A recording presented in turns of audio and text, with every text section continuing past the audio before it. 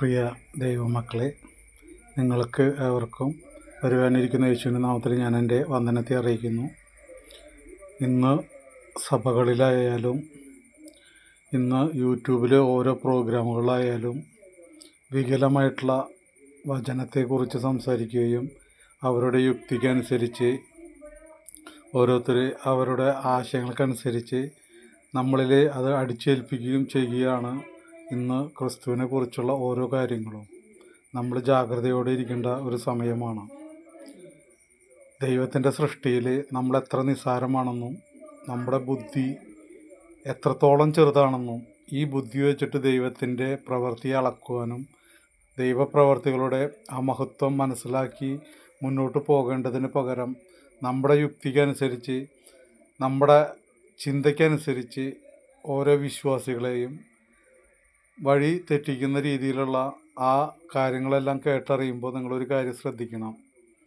നമ്മളാരും നശിക്കപ്പെടാതെ, നമ്മളാരും എടുക്കപ്പെടാതെ പോകരുത്. ജാഗ്രതയോടുകൂടി ശ്രദ്ധിക്കേണ്ടത്, യേശു നമുക്ക് വേണ്ടി മരിച്ചു, ഉയർത്തെഴുന്നേറ്റു, ദൈവത്തിൻ്റെ വലതുഭാഗത്തിരിക്കുന്നു.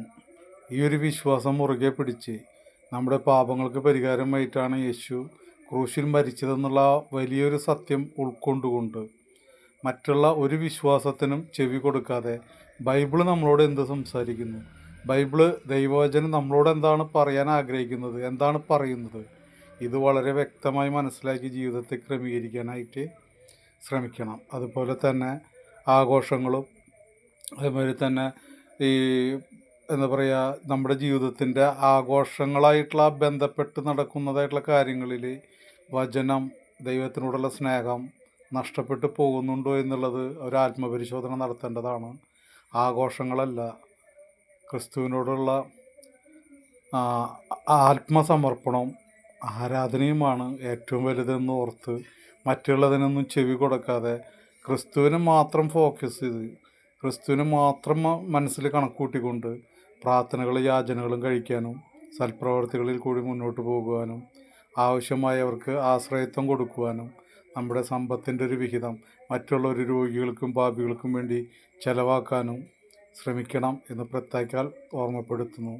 ഒരു കാരണവശാലും മറ്റുള്ള ദുരുപദേശങ്ങൾക്കോ മറ്റുള്ളവരുടെ ബുദ്ധിക്ക് പറയുന്ന കാര്യങ്ങൾക്കോ ചെവി കൊടുക്കരുത്. അത് ശരിയെന്നാ നിമിഷം തോന്നുമ്പോൾ തന്നെ ചിന്തിച്ചോ, സാത്താൻ നമ്മളിൽ പ്രവർത്തനം തുടങ്ങി എന്നുള്ളത്. നമുക്ക് ദൈവം തന്നിട്ടുള്ള ആ വചനാടിസ്ഥാനത്തിൽ ബൈബിളിൽ എന്ത് പറയുന്നു അതാണ് നമ്മുടെ ആധാരം. അത് വെച്ച് ദൈവമക്കൾ ജീവിതം ക്രമീകരിച്ച് യേശുവിനോട് കൂടെ നടക്കാൻ പ്രത്യേകം ശ്രദ്ധിക്കുമെന്ന് ഞാൻ ആഗ്രഹിക്കുന്നു. നിങ്ങൾക്ക് അവർക്കും വേണ്ടി പ്രാർത്ഥിക്കുന്നു.